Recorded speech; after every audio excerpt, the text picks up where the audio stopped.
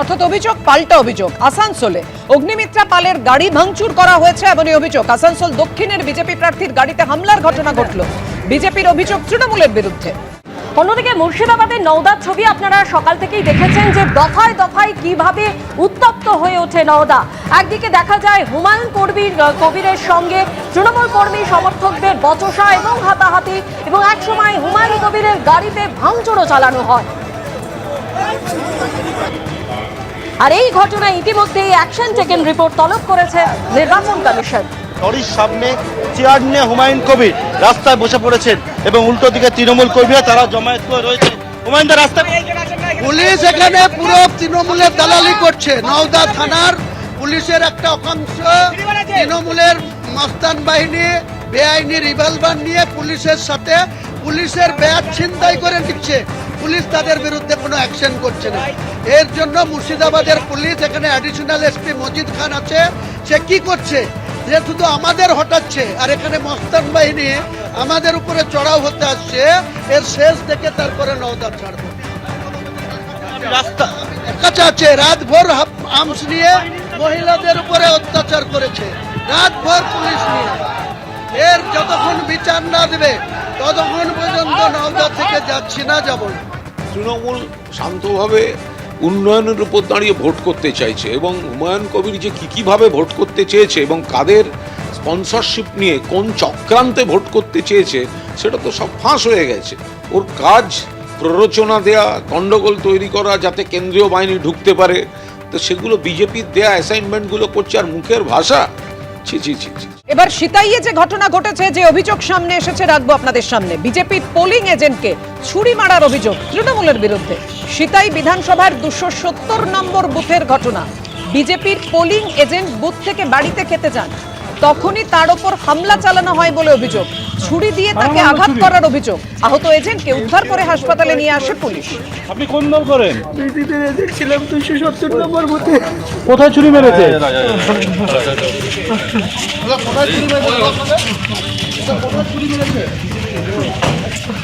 কি নাম আপনার? জাহানুর। আমি খাইতে গেছিলাম বাড়িতে, আমাকে টিএমসির হার মাত্রা।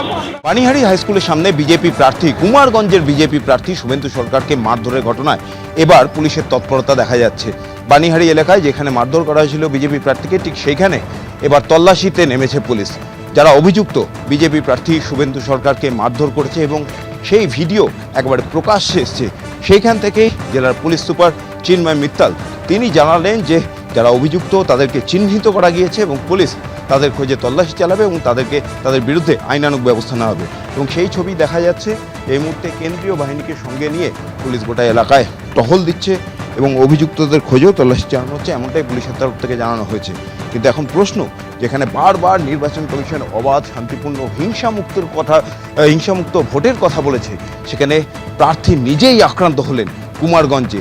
সেখানেই প্রশ্ন উঠছে, তাহলে কোথায় ছিল কেন্দ্রীয় বাহিনী? সকাল থেকে যখন বিজেপি প্রার্থী অভিযোগ করছিলেন তাদের এজেন্টদের বসতে দেওয়া হচ্ছে না, বিভিন্ন জায়গায় জটলা হচ্ছে, তারপরেও কেন ব্যবস্থা নেওয়া হবে না? কেন বিজেপি প্রার্থীর উপর হামলা হওয়ার পর তারপর পুলিশ আর কেন্দ্রীয় বাহিনীর তৎপরতা দেখা গেল?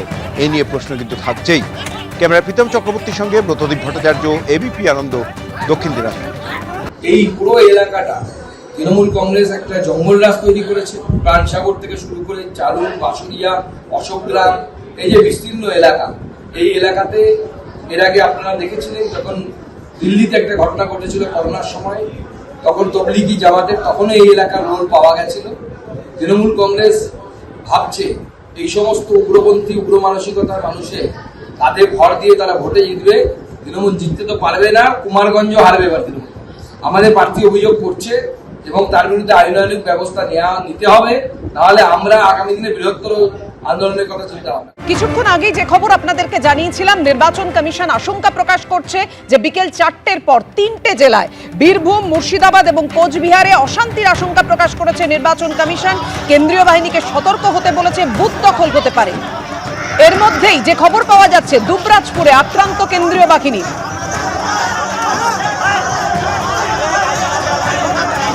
দুবরাজপুরের ছবি রেখেছি আপনাদের সামনে। কেন্দ্রীয় বাহিনীর ওপর ইট বৃষ্টির ঘটনা ঘটল। পুলিশের গাড়িও ভাঙচুর করা হয়েছে দুবরাজপুরে।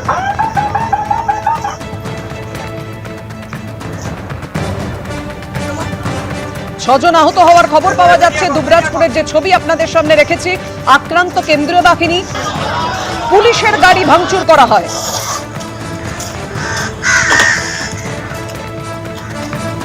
একেবারে গাড়ি ভাঙচুর, অশান্তির ছবি, ঈদ বৃষ্টির ছবি এই ছবিতেই স্পষ্ট। ভাস্কর মুখোপাধ্যায় আমাদের প্রতিনিধি আমাদের সঙ্গে রয়েছে। ভাস্কর, আরো বিস্তারিত জানাও, ঠিক কি ঘটেছে? দেখো, দুবরাজ বিধানসভা কেন্দ্রে ৬৫ নম্বর বুথে এই বুথ প্রাথমিক দলে ভোট চলছিল এবং যেটা অভিযোগ ভোট শান্তি হয়। তারা একটা নির্দিষ্ট দলকে যখন ভোট দিচ্ছিলেন, কিন্তু সেই দলে ভোট পড়ছে না, অন্য দলে গিয়ে সেই ভোট পড়ছে। এই নিয়ে একটা অশান্তি চলছিল এবং অশান্তিতে প্রায় ঘন্টাখানেক ধরে চলছিল।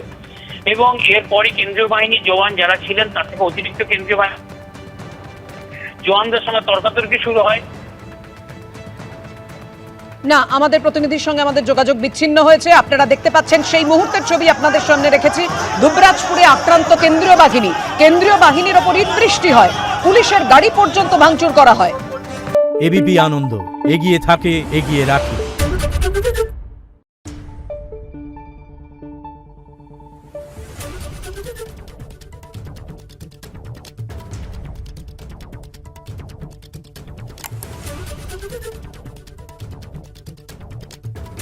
Thank you.